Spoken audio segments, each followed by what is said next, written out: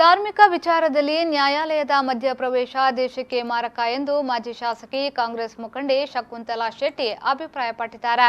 ಪುತ್ತೂರಿನಲ್ಲಿ ಮಾತನಾಡಿದ ಅವರು, ಕೇರಳದ ಶಬರಿಮಲೆಯಲ್ಲಿ ಅದರದೇ ಆದ ಕಟ್ಟುಪಾಡುಗಳಿದ್ದು ಅದರಲ್ಲಿ ಮಹಿಳಾ ಸಮಾನತೆಯ ವಿಚಾರವೇ ಬರುವುದಿಲ್ಲ ಎಂದರು.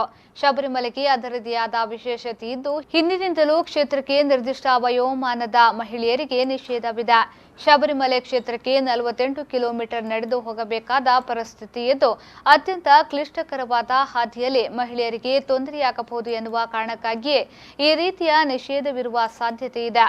ಅಲ್ಲದೆ ದೇಹ ಸಂಬಂಧಿ ಸಮಸ್ಯೆಯಿಂದಲೂ ಮಹಿಳೆಯರಿಗೆ ಶಬರಿಮಲೆಗೆ ನಿಷೇಧವಿದೆ. ಕ್ಷೇತ್ರದಲ್ಲಿ ಯಾವುದಕ್ಕೆ ಅವಕಾಶ ನೀಡಬೇಕು, ನೀಡಬಾರದು ಎನ್ನುವ ವಿಚಾರ ದೇವಸ್ಥಾನದ ಅರ್ಚಕರು ಹಾಗೂ ಅದಕ್ಕೆ ಸಂಬಂಧಪಟ್ಟವರ ವಿವೇಚನೆಗೆ ಬಿಡಬೇಕಾಗಿರುವುದಾಗಿದೆ. ಇದರಲ್ಲಿ ನ್ಯಾಯಾಲಯ ಮಧ್ಯಪ್ರವೇಶಿಸುವುದು ಸರಿಯಲ್ಲ ಎಂದ ಅವರು, ಈ ಬೆಳವಣಿಗೆ ದೇಶಕ್ಕೆ ಮಾರಕ ಎಂದು ಅವರು ಅಭಿಪ್ರಾಯಪಟ್ಟರು.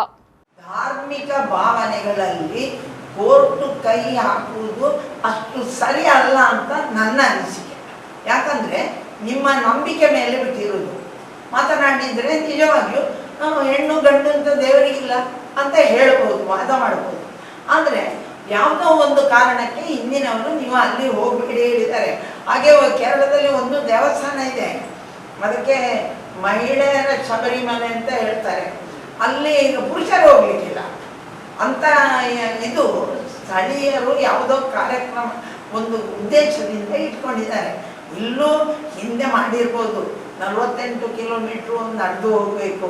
ಇನ್ನೊಂದು, ಆ 48 ದಿನ ನಡೆಯುವಾಗ ಅವರ ಭಾವನೆಗಳು ಬದಲಾಗದೇ ಇರಲಿ ಅಂತ ಹೇಳುವ ಉದ್ದೇಶದಿಂದ, ಮತ್ತು ದೈಹಿಕವಾಗಿ ಇವರಿಗೆ ಅಷ್ಟು ನಡೆಯಲಿಕ್ಕೆಲ್ಲ ಕಷ್ಟ ಆದಿತ್ತು ಅಂತ ಬೇಡ ಅಂತ ಹೇಳಿರ್ಬೋದು.